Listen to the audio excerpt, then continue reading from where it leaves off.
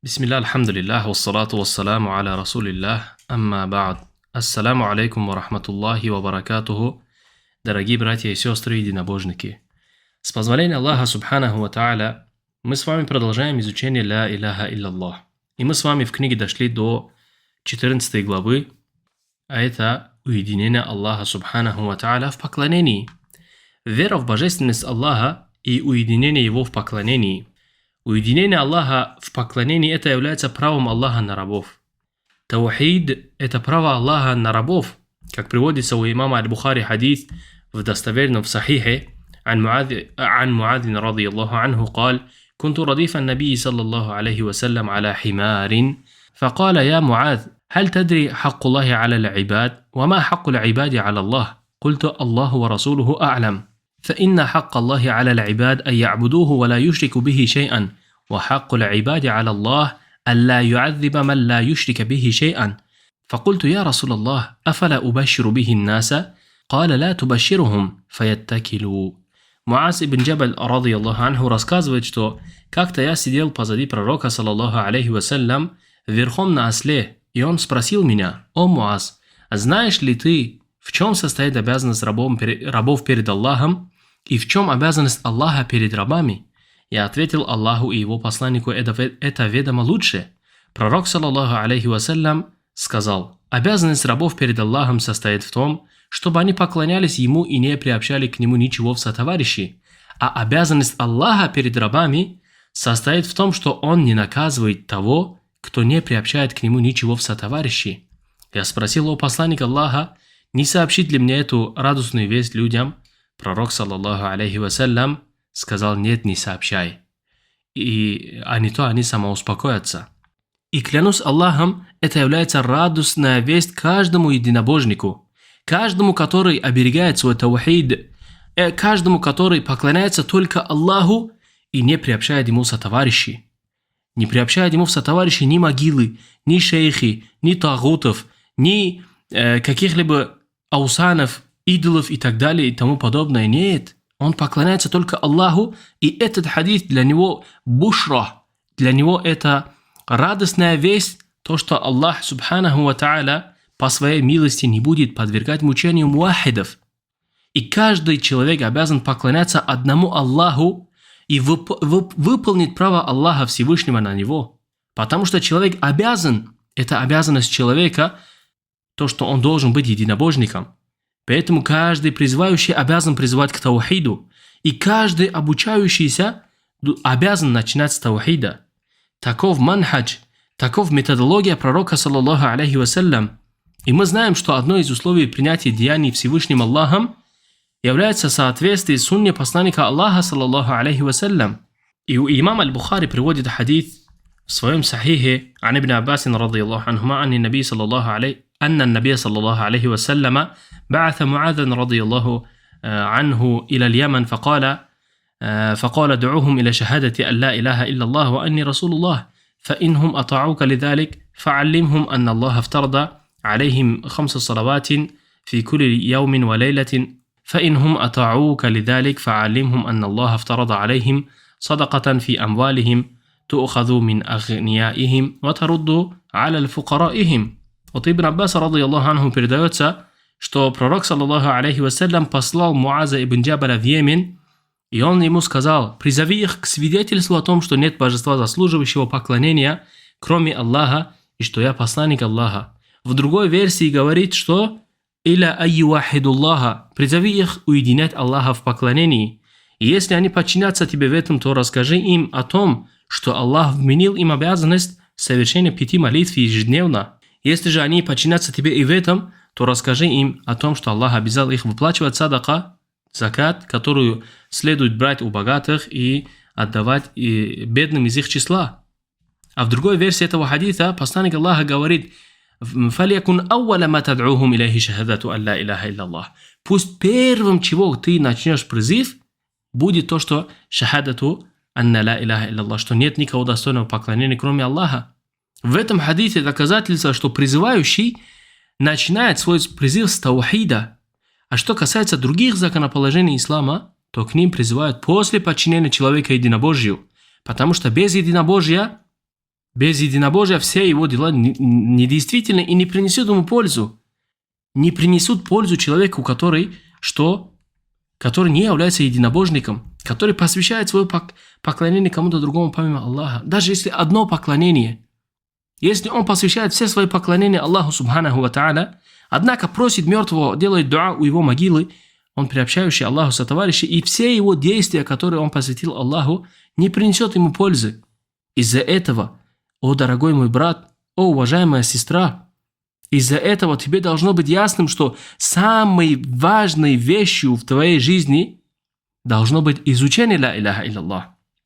Самым важным и оберегаемым вещью должно быть твой таухид, чтобы ты у Аллаха Субханаху ва Тааля просил и усердствовал в изучении этого таухида, в изучении ла иляха илляллах, в изучении аслюддин, основ религии. И сегодня стало чуждым среди людей. Мы видим, как некоторые так называемые студенты едут куда-то в Миср или же в Медину, учатся 5-10 лет, приходит, он не знает, что такое основа религии. Приходит, якобы заявляя, что он является знающим, однако мы видим то, что он ничем не отличается от простолюдин, даже более простолюдины лучше, чем он. В основах религии человек 10 лет потратил и приходит, субханаллах, пустым с руками. Все эти усилия, которые он в течение этих лет делал, они ни к чему, потому что у него нет основ религии. Просим у Аллаха защиты. И таких очень много. Таких очень много, которые, субханаллах, заявляют, что они являются требующими знания, которые 10 лет, 20 лет призывают, 10-20 лет требуют знания, однако в основах религии они являются невежественными. И тот, кто невежественный в основе религии, он не может быть мусульманином. Тот, кто не знает таухида, не является мусульманином. Тот, кто не знает основу религии, как он может быть мусульманином? И потому что первым условием ля иляха илляллах это илм. Тот, кто не знает то, что субханаллах таухид, то, что Аллаха азза ва джалля надо уединять в поклонении, то, что надо проявлять непричастность к тагутам, проявлять бара, выносить такфир мушрикам, которые поклоняются этим тагутам. Откуда он может быть мусульманином? И имам Мухаммад ибн Абдул-Ваххаб, рахимахуллах, сказал: «Фа'лам анна таухид аллади дa'ат илейхи русуль мин ауалихим иля ахирихим ифрадуллахи бил ибадати куллиха, лейса фиха хаккул малаки мукарраб, вала набии мурсал, фадlan ан гайрихим, фамин залика ла ядда'i илля иях, кама кала та'аля, وأن المساجد لله فلا تدعوا مع الله أحدا فمن عبد الله ليلا ونهارا ثم دعا نبيا أو وليا عند قبره فقد اتخذ إلهين اثنين ولم يشهد أن لا إله إلا الله لأن الإله هو المدعو كما يفعل المشركين لأن الإله هو المدعو كما يفعل المشركون اليوم عند قبر زبير أو عبد القادر أو غيرهما وكما يفعل قبل هذا عند قبر زيد وغيره». Знай, говорит, что таухид, к которому призывали все посланники от первого и до последнего, это посвящение абсолютно всех видов поклонения одному лишь Аллаху Субханаху ва Тааля. Без права на это ни у приближенного ангела, ни у посланного пророка, не говоря уже о ком-либо другом. И из этого то, что никто не взывается, кроме Аллаха Субханаху ва Тааля, никому не делает дуа. Как Аллах Субханаху ва Тааля сказал: «Поистине места поклонения принадлежат Аллаху, так не взывай же никому наряду с Ним». И если человек поклонялся Аллаху днем и ночью, но затем обратился с дуа к пророку или же приближенному Аллаха, то есть валию, аулия и так далее, у его могилы, то он взял себе двух божеств, и он не засвидетельствовал, что нет никого достойного поклонения, кроме Аллаха. Потому что божество – это то, к чему взывают, как это делают многобожники в наши дни у могилы Зубейра, или же Абдул-Кадира, или же других. А также, как это делали раньше у могилы Зейда и других. И мы в этом видим, как имам ясно говорит то, что те, которые днем и ночью поклоняются, однако идут и делают дуа кому-то помимо Аллаха, являются многобожники, которые взяли себе двух божеств. Потому что дуа – это поклонение. Поэтому человек, который не изучает основу религии, человек, который невежественен в таухиде, в аслуддине, он, зная, не зная, будет посвящать свои поклонения кому-то другому помимо Аллаха, что незнание не является оправданием. В основе, в таухиде, в куфре, в ширке, акбар нету оправдания по невежеству. Человек не может сделать поклонение кому-то другому, посвятить какие-то либо виды поклонения кому-то другому, потом прийти и сказать: «Я не знал». Нету оправдания по невежеству. Поэтому человек должен изучать. И также сказал Аллах Субханаху ва Тааля в суре Аль-Фуркан: «Вакадимна иля ма амилу мин амалин, фаджаальнаху хабаам мансура». Мы займемся деяниями, которые они совершали, и обратим их в развеянный прах. Аллаху Акбар. Посмотрите же, как Всевышний Аллах предупреждает о том, что те, кто совершали дела не ради Аллаха, или предавали ему сотоварищей и поклонялись другим помимо него, он обратит их в развеянный прах. Просим Аллаха Субханаху ва Тааля защиты. Поэтому каждый, кто посвящает поклонение другим помимо Аллаха, либо поклоняется Аллаху и другому помимо Аллаха в одно и то же время, то дела таких превращаются в развеянный прах, и в конце концов они будут из числа потерпевших убыток, из числа ахлюль джаханнама. Просим Аллаха Субханаху ва Тааля уберечь нас от этого. Просим Аллаха Азза ва Джалля уберечь нас и сделать нас из числа единобожников, которые поклоняются только одному Аллаху Азза ва Джалля и которые не посвящают никаких видов поклонения другим помимо Аллаха. Никаких видов поклонения никто не достоин, кроме Аллаха Субханаху ва Тааля. Никто не достоин, чтобы к нему взывались, никто не достоин, чтобы у него просились, никто не достоин, чтобы ему обращались за хукмом, кроме как Аллахом Субханаху ва Тааля. Помимо Аллаха, никто не заслуживает, чтобы ему посвящали какие-либо виды поклонения. А в другом аяте Аллах Азза ва Джалля говорит, обращаясь к своему пророку, саллаллаху алейхи вассалям: «Валакад ухия илейка ва иля алладина мин каблик, ла ин ашракта ла яхбатанна амалук, ва ла такунанна миналь хасирин». И уже дано в откровении тебе, о пророк, и тем пророкам, которые были до тебя: если ты предашь Аллаху сотоварищей, то непременно станут тщетными твои деяния, и ты обязательно окажешься из числа потерпевших убыток, как в этом мире, так и в вечной жизни. Субханаллах. Сура Аз-Зумар, 65 аят. И клянусь Аллахом, подумайте, дорогие братья, если Аллах Азза ва Джалля говорит своему пророку, это хаша лиллах, ни один из пророков Аллаха или же посланников Аллаха не будут приобщать Аллаху сотоварищей. Однако Аллах Азза ва Джалля указывает нам на величие этого вопроса, на величие таухида и приобщения Аллаху сотоварищей, какой великий вред это несет, что человек, его дела становятся тщетными, и он становится из числа потерпевших убыток, из числа ахлюль джаханнам валь-аяду биллах. Поэтому человек обязан изучать единобожие и также изучить то, что противоречит ему, а это многобожие, чтобы остеречься, чтобы остерегаться и отвергать его. Как Всевышний Аллах в этом аяте сообщает о пророках и посланниках, что если они предадут Аллаху сотоварищей, то тщетными будут их дела. Так если таково будет положение пророков и посланников, если они предадут Аллаху сотоварищей, конечно, пророки защищены от этого. Так что сказать о других? Что сказать о других, которые приобщают к Аллаху сотоварищей? И что сказать о тех людях, которые оправдывают других, которые посвящают какие виды либо поклонения, которые попали в многобожие, они приходят, оправдывают, говорят: нет, они оправданы. Аллах Азза ва Джалля в этом аяте говорит то, что если бы пророки и посланники посвящали бы поклонение другому помимо Аллаха, то тщетными были бы их деяния. Если пророкам такая угроза, конечно же, пророки защищены от этого. Однако, что говорит о других? И Хафиз ибн Катир, рахимахуллах, в тафсире этого аята сказал: поклонение ему – это подчинение ему в совершении того, что он повелел, и отказ от совершения запрещенного им. И в чем заключается сущность ислама как религии? Потому что смысл слов «ислам» – это покорность Всевышнему Аллаху, высшее повиновение, подчинение и смирение. И говорит шейхуль ислам ибн Таймия: «Аль-ибадату исмун джами'ун ликулли ма юхиббуху Аллаху ва ярдаху мин аль-аквали валь а'амали аль-батинати вал-захира». Поклонение – это понятие, объединяющее все слова и дела, как явные, так и скрытные, которые любит Аллах и которым Он доволен. Уединение Аллаха в поклонении – это посвящение всех видов поклонения Ему, одному Аллаху Субханаху ва Тааля, не предавая Ему сотоварищей.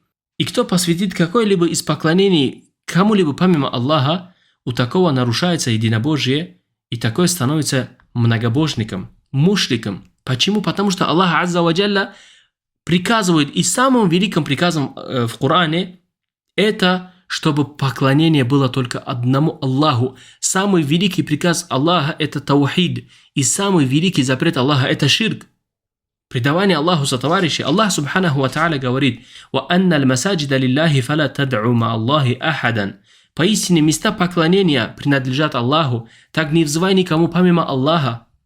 Места поклонения – это не только чтобы в мечети, нет, в любом месте. Каждое поклонение, которое посвящается, будь это дуа, назр, хадж, садака, или же забх, или же джихад, или же какие виды либо поклонений не было, все эти поклонения принадлежит только одному Аллаху посвящать.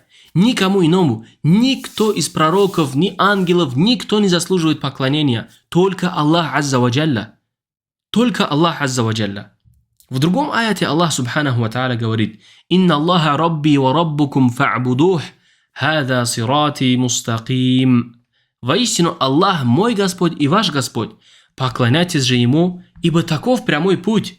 Этот прямой путь – это прямой путь посланников. Это путь Аллаха Азза ва Джалля, который Аллах приказал нам следовать Ему. Это таухид, это единобожие, это аслуддин, основа религии, это сиратуль мустаким, чтобы следовать за посланником Аллаха, за пророками, и следовать единобожию, следовать поклонению только одному Аллаху и сторонение тагута, оберегание себя от тагута и вынесение такфира тагуту и тем, которые поклоняются этому тагуту. Также Аллах Субханаху ва Тааля в Коране говорит: «Ма та'будуна мин дунихи илля асма'ан саммайтумуха антум ва абаукум, ма анзал Аллаху биха мин султан, инил хукму илля лиллах, амара алла та'буду илля iyяh, ذلك الدين القيم, ولكن أكثر الناس لا يعلمون». Помимо Него вы поклоняетесь лишь именам, которые придумали вы и ваши отцы. Аллах не ниспослал никакого доказательства. Решение принадлежит только Аллаху.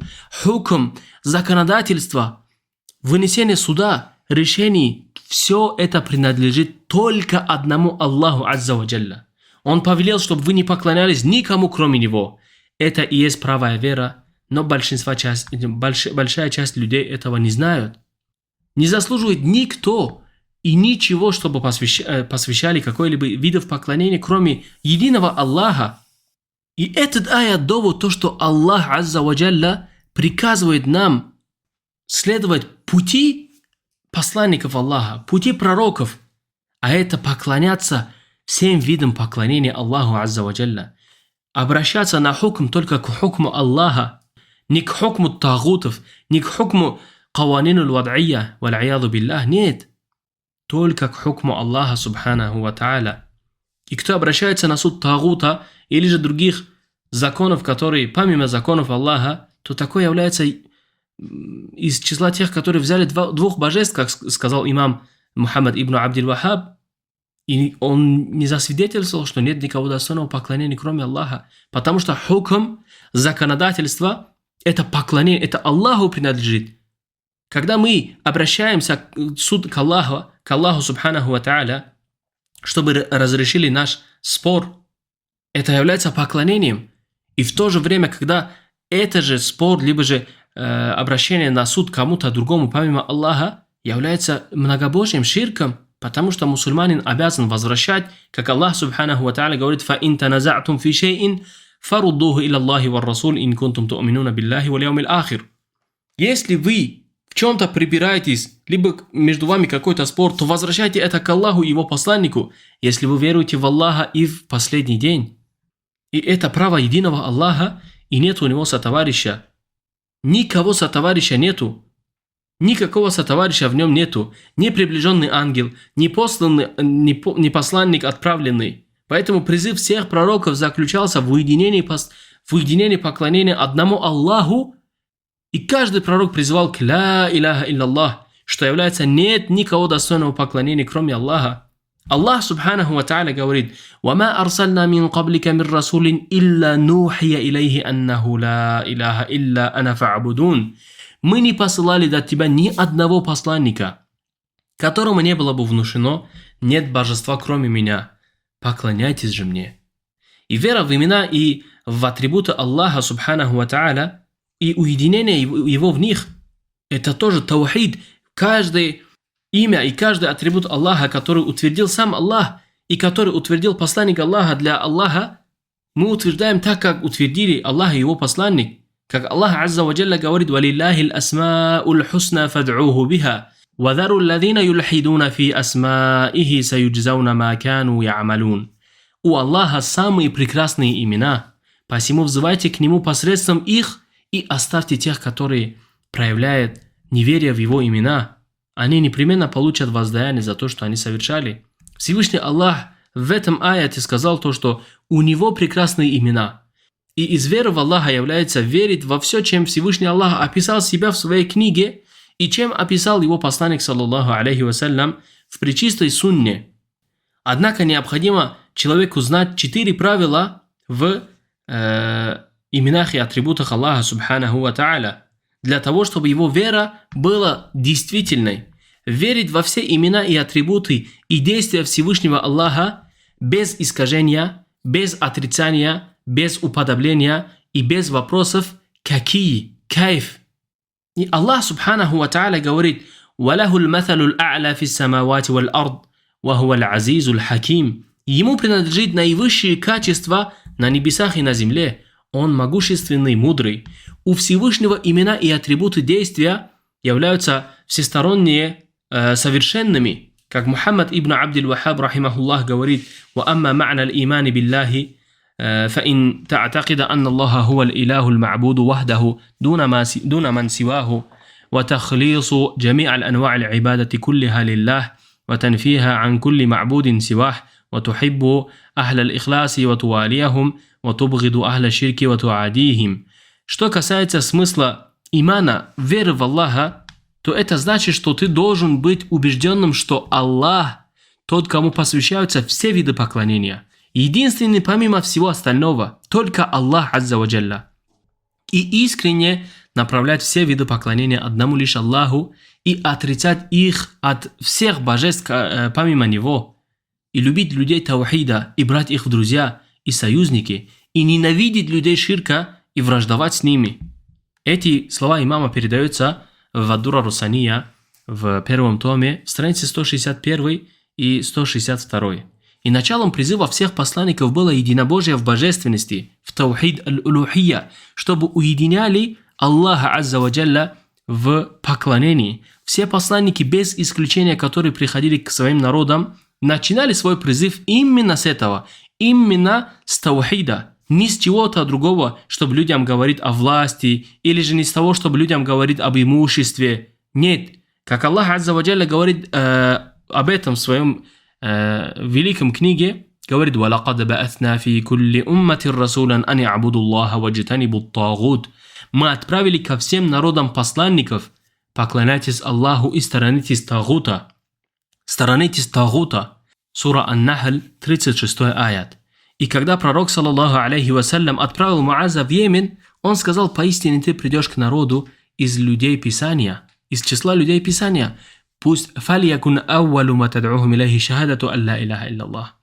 Пускай первое, к чему ты призовешь их, будет поклонение Аллаху, а в другой версии иля айювахидуллаха, чтобы они уединяли Аллаха в поклонении. А в третьей версии, чтобы они иля айяшхаду алла иляха илляллах, чтобы они засвидетельствовали, что нет божества достойного поклонения, кроме Аллаха. Все эти 3 версии говорят об одном. Это свидетельство веры единственности Аллаха поклонения. Единство Аллаха поклонения только Ему. Это все единобожие в божественности или в поклонении. То есть их не призывают к оставлению расточительства, спиртного, выплате милости, милостыни или же заката, даже не к молитве. Пускай первое, к чему ты их призовешь, это чтобы они поклонялись только Аллаху. К ла иляха илляллах.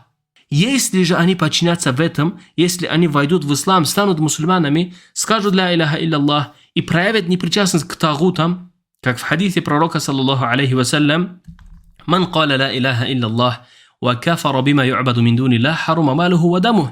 Кто скажет ла иляха илляллах и проявит непричастность ко всем божествам помимо Аллаха, и после только этого, что сообщи им, что Аллах обязал их совершать 5 молитв.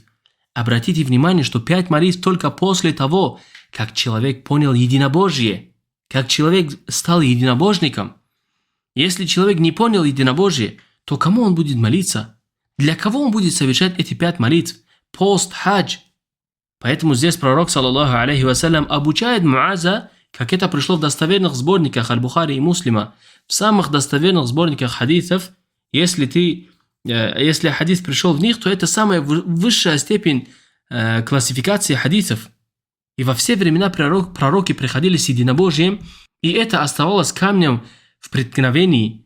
Почему с ними сражались? Почему их убивали? Почему их изгоняли? Потому что враги этого призыва не могли терпеть этот вид единобожия.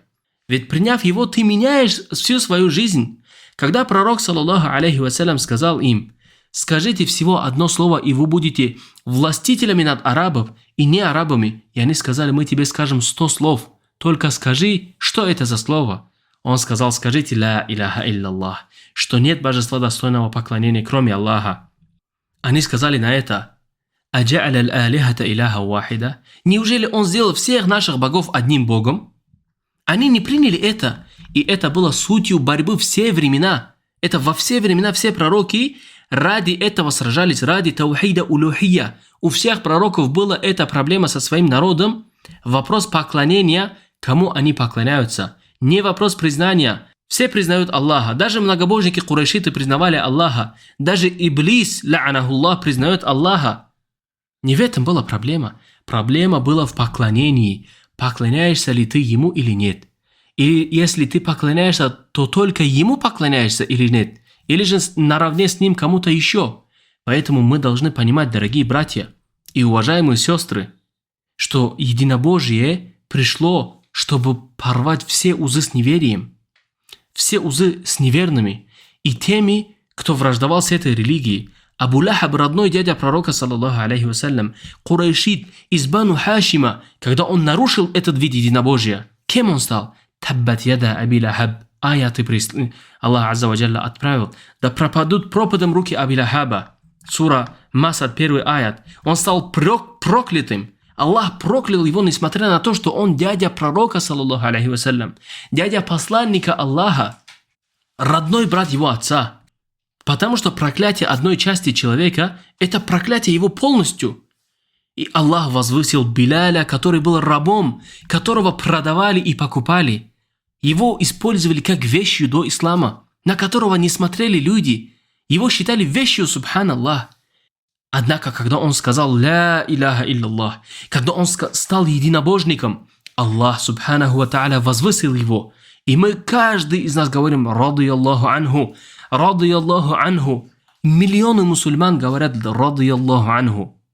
1400 лет после него мусульмане делают дуа за него, чтобы пусть Аллах будет доволен Билялем. Билялем, который до ислама был рабом, вещью, которой пользовались, покупали и продавали. После ислама, после того, как он стал единобожником, муахидом, за него делают дуа умма, вся умма. Мы его вспоминаем больше своих отцов и дедов. Исследуем за Билялем, исследуем за тем, что он говорит, следуем за тем, что говорит Биляль, и оставляем то, что говорил Абу Лахаб. Почему? Эти узы порваны. Суть не в крови, не в народе. Хотя это все имеет место, но не в противовес единобожию. Таухид в божественности заключает в себе таухид в господстве. Иными словами, тот, кто признал единобожие в божественности, признает единобожие в господстве. То есть тот, кто уединил Аллаха в таухид аль-улухия, он также уединяет Аллаха в таухид аль-рубубия. Не может быть иначе. И тот, кто уединяет Аллаха Субханаху ва Тааля в таухиде, улухия и рубубия, он также должен, и это никак иначе уединяет Аллаха Субханаху ва Тааля в таухид аль-асмау ва сифат, имена и атрибуты. Если ты признаешь, что только Аллах достоин поклонения, то ты признаешь, что существование Аллаха, который является Господом миров, признание единобожия в божественности является признанием единобожия в господстве, но не наоборот. Потому что многие неверные признают, что Аллах Творец, что Аллах умерщвляет и оживляет. Даже Иблис, ла'анахуллах, это признает. Однако это не делает его, и неверных курайшитов не сделало и не делает их мусульманами. И когда мы узнали, изучили подробно все вопросы ла иляха илляллах, будь это столпы или условия куфр бит тагута, теперь осталось нам узнать то, что нарушает все то, что мы изучили. Как у омовения есть вещи, нарушающие его, так и у поста есть вещи, нарушающие его. Как и у намаза есть вещи, которые нарушают, делают намаз недействительным. И знайте, что так и у единобожия есть вещи, нарушающие его. Что мы, с позволения Аллаха Субханаху ва Тааля, изучим в следующем и последнем этой главе, инша Аллаху Субханаху ва Тааля. Я думаю, сегодня на этом мы остановимся и продолжим на следующем уроке. هذا والله أعلم وصلى الله على نبينا محمد وعلى آله وصحبه أجمعين.